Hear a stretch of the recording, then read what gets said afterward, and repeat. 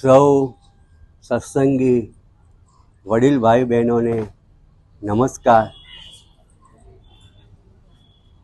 આપણે બધા નિયમિત રીતે નિશ્ચિત સ્થળે પરમાત્માની વાતો સાંભળવા માટે નિસ્વાર્થ ભાવે આપણે બધા ભેગા મળીએ છીએ. આનાથી ફાયદો શું થાય છે? આનાથી આપણા જીવનનો આધ્યાત્મિક વિકાસ થાય છે.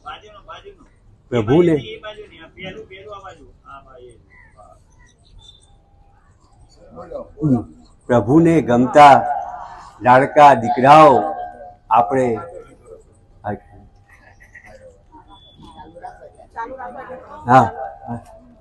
આપણે એ રીતે ભગવાનને ગમતા આપણે થઈ શકીએ તે માટે નિયમિત રીતે આપણે સૌ અહીંયા આગળ મળીએ છીએ.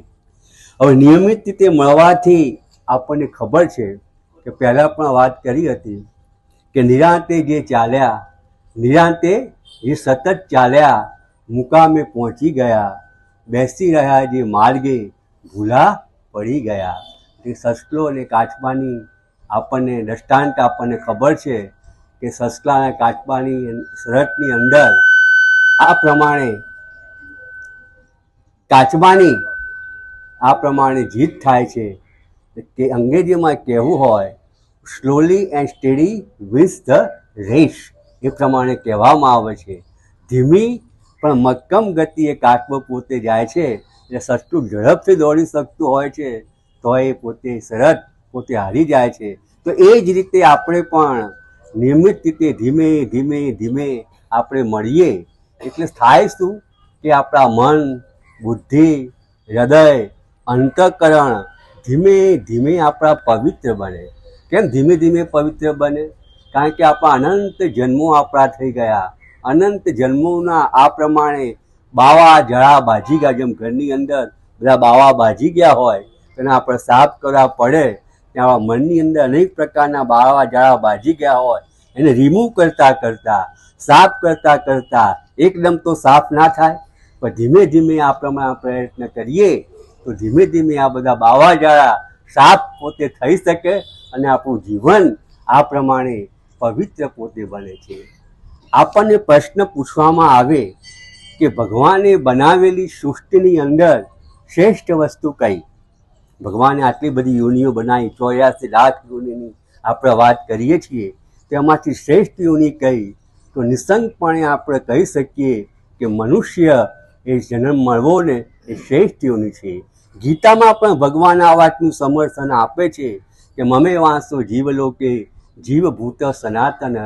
તો અંગ્રેજીનો સાહિત્ય સમ્રાટ શેક્સપિયર પણ અંગ્રેજીમાં કહે છે કે main is in the image of God.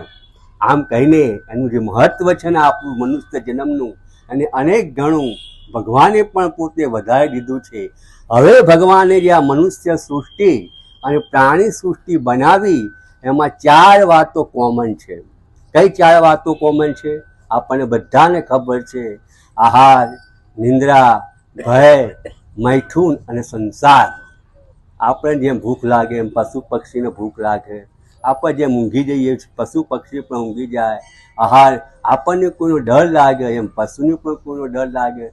જે તે પશુ પક્ષીઓ પોતાનો સંસાર કરે એમ આપણે પણ પોતે સંસાર કરે. આ 4 વસ્તુ સેમ ટુ સેમ હોય તો પછી માણસ શ્રેષ્ઠ શા માટે છે? માણસને શ્રેષ્ઠ શા માટે માનવા પોતે આવે છે? આપણે વિચાર કરીએ.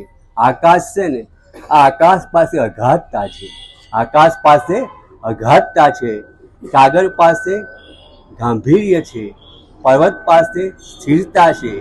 ફૂલો પાસે કોમળતા છે. નદી પાસે ગતિશીલતા છે. સૂર્ય પાસે તેજસ્વીતા છે. ચંદ્ર પાસે શીતળતા છે. આ લોકોના શું છે? બધા પર્સનલ ગુણો છે. એ પોતાના ગુણો છે. બીજા ગુણો એ લોકો પોતાના જીવનમાં લાવી શકતા નથી. સૂર્ય તેજસ્વી એટલે તેજસ્વી, પણ શીતળતા ના આવે. શીતળતા ક્યારે આવે? ચંદ્ર હોય તો શીતળતા આવે. નદી ગતિશીલતા છે. ફૂલો છે કોમળતા છે. પર્વત છે સ્થિરતા પોતે આપે છે. અને સાગર છે એ પોતે ગાંભીર્યનો મહિમા પોતે સમજાવે છે. તો આ પ્રમાણે ગાંભીર્યનો મહિમા સમજાવે છે